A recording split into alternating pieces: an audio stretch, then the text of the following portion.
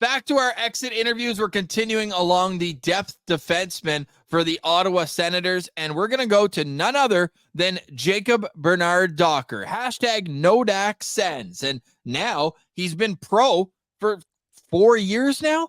It feels like, I mean, he even played a couple of games with the Belleville Senators this year, but JBD established himself with Ottawa as a full-time NHL defenseman. He played more than he's ever played, 72 games for JBD, 14 points, 4 goals, -7, and an expected goals percentage of 45.2. How would you assess the season that was for JBD? It's a tough one, Ross, because I'm not about to say it was a great season and, we saw all this potential and things like that. But then at the same time, I'm not about to say it was a massive disappointment either. So I don't know. I would just give him a classic average rating here because there's things that I would like to see him improve on. Like I'd like to see him be able to handle the puck with a little bit more confidence, especially it felt like teams were dumping it in his end of the ice when they were deciding how they're going to approach the Sens defense here. And I just felt that this is a guy that we thought was going to be able to be a complimentary, like best case scenario for JBD is he turns into a Dylan DeMello, right? Like not a lot of offensive upside, but just a steady, smart, responsible, simple, safe game that he can play. And he wasn't able to fully do that with Thomas Chabot. So that's where he ended spending most of his time with either Jacob Chikrin or on the bottom pair with Eric Brandstrom. But to give some positivity to Jacob Bernard Docker, one thing he deserves a lot of props for, this guy was blocking shots like his life depended on it. There was multiple games where he had 3, 4, 5 block shots. He led the Ottawa Senators with 156 block shots. So if you want to have any sort of critique of JBD, that's fine, but we need to put him on a platform here and really give him his flowers for really committing to getting in those lanes and blocking shots.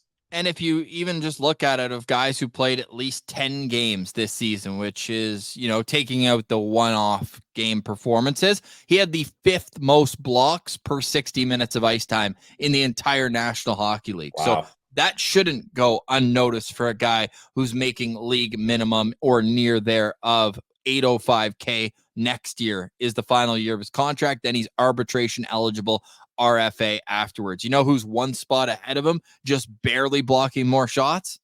Chris Tanev, a guy who Sens fans are very excited about. Of course, the poise with the puck. I'm glad you said that right off the bat. That would be my one thing. Like, he has to work on that this summer. To me, JBD comes into camp next year as the 7th defenseman on the team. There's no point in trying to move on from it. He's got 1 year left at 805, and this is the type of defenseman that usually takes a little bit longer to develop, where they have some tools. Heck, he was on waivers at the start of this year when they sent him down. He did not provide in training camp what they thought that his development would. But at the same time, he went down, he worked, he's a pro, and you can just tell by talking with him. He's been on our show before, and just from people around the organization, a very likable guy. And not only that, a guy who, like nutrition, dialed in, basically, is that he's a guy who's a leader in that sense. He's also jacked. They show some of the photos. Like, he's the kind of guy where if you give up on him, you could see him on his 2nd or 3rd team at 29, 30 years old. Now, I don't know if you can wait till 28, 29 right now for the Sens, but you're looking at a guy who I think will be an NHLer. Now, he's only 23 years old. He'll be 24 at the end of the month. So it's showtime. Like, you got to be 24 to 27 right now for a defenseman. You have to be able to be a contributing member more than just blocking shots. Well, Ross, we talked to Pierre Dorion in the offseason, and he told us that 6th defenseman right-hand shot on the bottom pair was Jacob Bernard Docker's job to lose. And he lost it to Travis Hamonic. And that's the thing. He lost it right away, but then Hamonic's play started to fall off. There were some injuries in the blue line, and he got his chance. And I think he did a fine job with it. And I'm with you. Like, by no means should this team be giving up on Jacob Bernard Docker just yet. I think what he's going to provide to a team is going to be valuable in the future. It might not be there just yet, but really, you also got to give the kid a bit of credit. This is his first full season in the NHL, right? Like, he had a handful of games here and there, spending half the season in Palville. So, like, kind of up, down, not really sure where. It's more 3-2 because the first one I looked at, I forgot it was right after his college season. So he played the whole college season, then played 5 games. So it's really 3 years pro. Exactly. That's the thing. I feel like Sens fans think JBD's been in the organization for a long time because he has. He was drafted the same draft as Brady Tkachuk the same day. Yeah, so he has been in the organization a long time, but I feel like that's unfair, especially for a young defenseman, to have all these expectations on him because really he's only played one full season in the NHL. So I'm intrigued to see what JBD's next season will be like. I'm intrigued to see where he's going to fit in once this regime makes their moves in the offseason. But I'm with you, Ross. I think if you can have Jacob Bernard-Docker as your 6/7th defenseman, that's a good spot for him. That's a great spot. Pillsy, look at this. This is how long they've been in the organization. That's from draft night. Wow.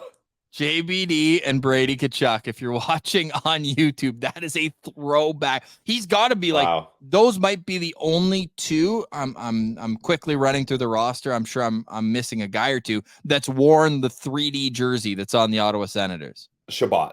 That would be the only other. Right. But otherwise, I mean, that is such a throwback. Anyways, JBD, don't give up on him. If you're Steve Staios, I mean, he's the cheapest asset you have on the blue line. They have, like, figuring out the next guy we're talking about, Travis Hamonic, it's more important one way or another than an $805,000 contract of a guy who's been in the organization. You've put in all the sweat equity and development equity to get him where he's at, and you hope that he can develop into a guy that is low maintenance, but a guy who can help out in their own zone, which is where they need the most help. So let us know in the comments. Pillsy, any final thoughts on JBD? Nope, that's it. I think we covered it pretty well. Yeah.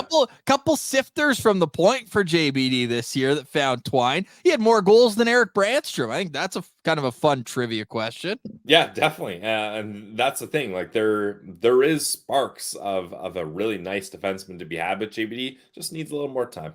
Let us know in the comments your thoughts on Jacob Bernard-Docker. Can the Sens afford to wait for JBD to reach his full potential?